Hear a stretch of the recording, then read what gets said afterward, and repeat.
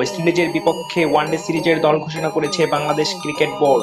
সর্বশেষ আফগানিস্তান সিরিজের দল থেকে বাদ পড়েছেন মোহাম্মদ নাইম ও নাহিদ রানা। এছাড়াও চোটের কারণে আফগানিস্তানের বিপক্ষে সিরিজে দলে না থাকা লিটন দাসও নেই এবারও।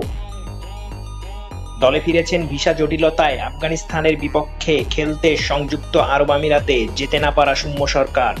প্রথমবার ওয়ানডে দলে ডাক পেয়েছেন উইকেট কিপার ব্যাটসম্যান মাহিদুল ইসলাম। সর্বশেষ আফগানিস্তানের বিপক্ষে সিরিজে নাইম ও নাহিদ রানা দুজনেই খেলেছেন একটি করে ম্যাচ। তৃতীয় ওয়ানডেতে 24 বল খেলে 7 রান করে আউট হয়ে যান নাইম। একই ম্যাচে 8.2 ওভার বল করে 56 রান দিয়ে উইকেট শূন্য ছিলেন নাহিদ রানা।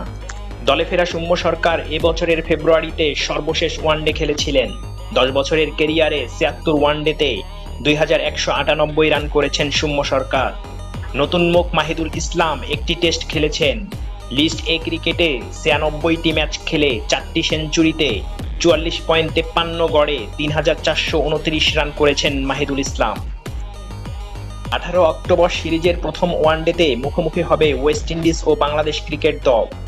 21 ও 23 অক্টোবর হবে পরের দুই ম্যাচ। মিরপুর শেরেবাংলা ক্রিকেট স্টেডিয়ামে সবকটি ম্যাচ শুরু হবে বেলা 1টায়। 27, 29 ও 31 অক্টোবর 3টি ম্যাচের টি-20 সিরিজের ম্যাচগুলি হবে চট্টগ্রামে।